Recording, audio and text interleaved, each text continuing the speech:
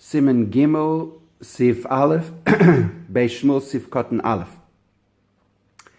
The Mechaber had said that on the strength of personal testimony, a person who testifies that he is a Kohen, that is not sufficient strength to call him to the Torah first, to assume that he's a Kohen and to give him the Aliyah of Kohen. Says the Beis Shmuel, Afal gav de leker Isrim Yikra, even though there's no prohibition in the Torah to call a person who's not a Kohen first to the Torah, Mikol Makam, nevertheless, Yesh Lachush, our concern is Sheyechel Truma, that on the strength of him being called to the Torah first, we'll assume that he's a Kohen, and on that strength we'll provide him with Truma. The Kaimelon Maile Mikriyas Torah LeTruma D'Rabbanan. As we learned that there is that on the strength of a person,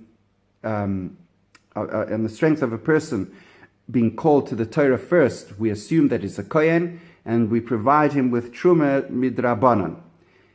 Kamosha Kosafti Lekamon, as I'll write at length shortly. So up till now, the Beis Shmuel is giving the reason for why we do not call a person to the Torah. We don't give him an aliyah based on the strength of his own testimony that he is a Kohen.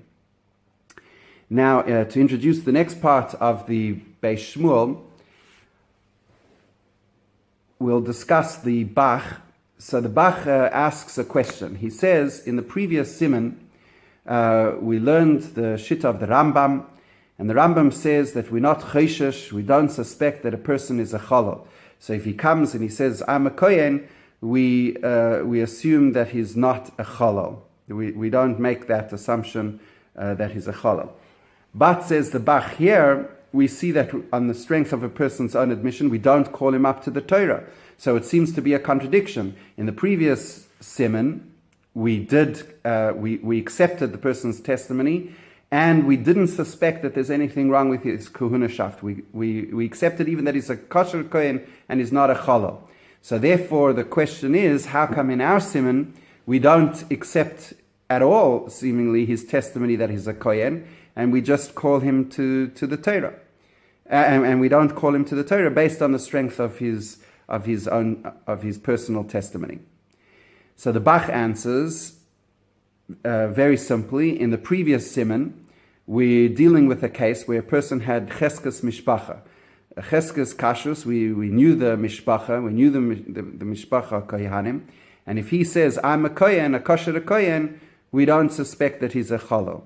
But in our case, we must be dealing, says the Bach, with a person who doesn't have cheskes mishpacha. And since the person doesn't have cheskes mishpacha, so therefore we don't accept his testimony out of the blue without any context of cheskes mishpacha. We don't accept his testimony that he's a kohen. We don't allow him to have an aliyah. So the Beis Shmuel is going to ask a question. And the question is based on the Tur. The Tur here, the Tur says that someone who says that he's a Kohen is not believed. But the Tur holds that Kol Mishpachis Becheskes Kashrus.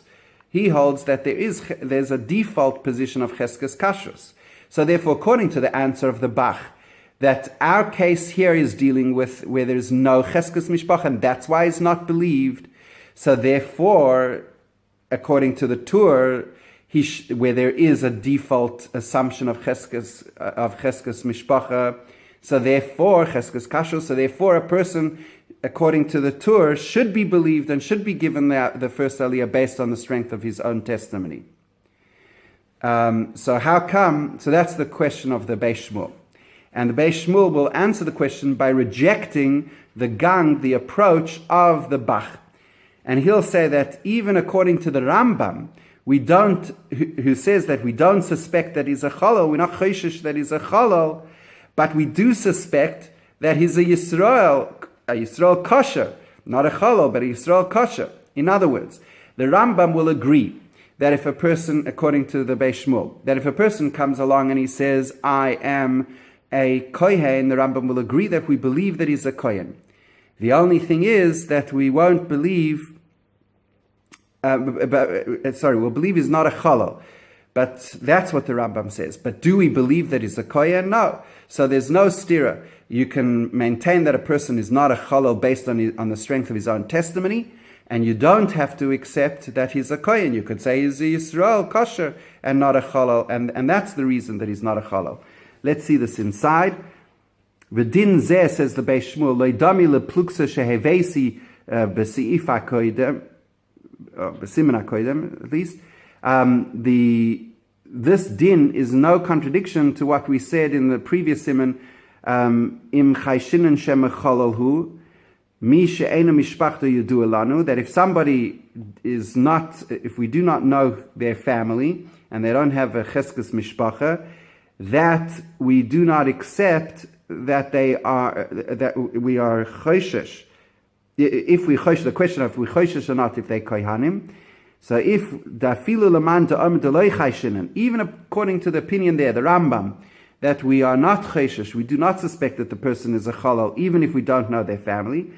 The pasul, we not choishesh that is pasul, that is a cholol. Mikol makam chayshinan shem elav keinhu. Nonetheless, that doesn't tell us anything about his status as a kohen.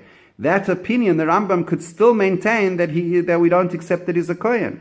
V'Yisrael kosherhu, and all that opinion says is that he's at best we accept that he's a Yisrael kosher. That's what we accept.